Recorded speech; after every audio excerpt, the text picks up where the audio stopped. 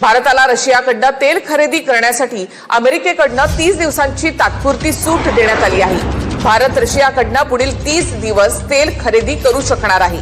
अमेरिकेचे ट्रेझरी सचिव Scott Bessent यांनी या संदर्भात ट्विट केलं, तर यावरून विरोधकांनी मोदींवर निशाणा साधलाय।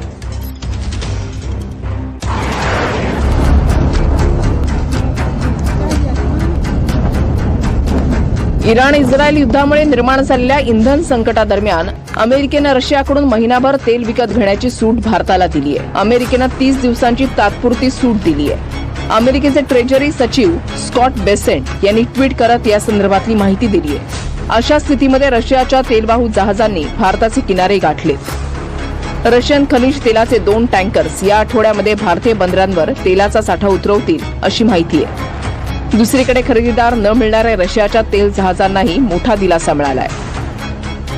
या परवानगी मागची कारणं काय?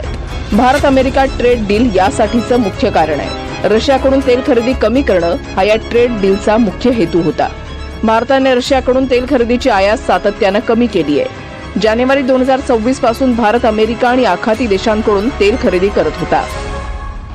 परवानगी गुलामांना देतात। हो, आम्ही तुम्हाला आज परवानगी दिलेली आहे की तुम्ही हे खरेदी करू शकता। अमेरिकेच्या मेहरबानीवरती आम्ही रशियाकडून तेल खरेदी करणार असू तर थूत तुमच्या जिंदगानीवर। यूएसचे प्रतिनिधी आम्हाला सांगतात की 30 दिवसाची परवानगी दिलेली आहे। आता ही खरोखर परवानगी घेण्यासारखा आपला देश म्हणजे जे स्वातंत्र्य आपण 1947 मध्ये मिळवलं ते गमावलेलं आहे का? हे उत्तर कदाचित देश पातळीवर येईल। यावरून विरोधकांनी सरकारला धारेवर धरलाय। अमेरिका भारताचे निर्णय कसं घेऊ शकतं असा सवाल विरोधकांनी उपस्थित केलाय। आज जे काही सुरू आहे ते परराष्ट्र धोरण नाही असं राहुल गांधींनी म्हटलंय। भारताचं परराष्ट्र धोरण हे नागरिकांच्या सामूहिक इच्छेतून तयार व्हावं। परराष्ट्र धोरण आपल्या इतिहास भूगोलात सत्य अहिंसेवर आधारित आपल्या आध्यात्मिक नीतिमत्तेमध्ये रुजलेलं असलं पाहिजे। आज आपण जे पाहतोय ते भारताचं परराष्ट्र धोरण नाही।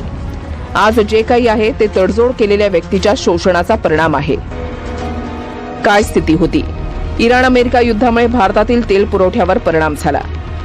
इराणनं होर्मुझ सामुद्रधुनीमधून होणारी तेल वाहतूक रोखली। होर्मुझच्या सामुद्रधुनीमधून भारताला एकूण 20% तेलाचा पुरवठा होतो। अशा परिस्थितीमध्ये रशिया भारताच्या मदतीला धावून आला। यावेळी रशियाकडून तेल खरेदीसाठी अमेरिकेची भारताला परवानगी आहे। कच्च्या तेलाच्या किमतीमध्ये 8% जास्त वाढ झाली आहे। कच्च्या तेलाचा दर प्रति बॅरल $85 वर पोहोचलाय। देशामध्ये खाद्यतेलाच्या किमतीमध्ये प्रति लिटर 3 ते 4 रुपयांची वाढ करण्यात आली आहे। सोयाबीन आणि पाम तेल याला सर्वाधिक फटका बसल्याचं बोललं जात आहे।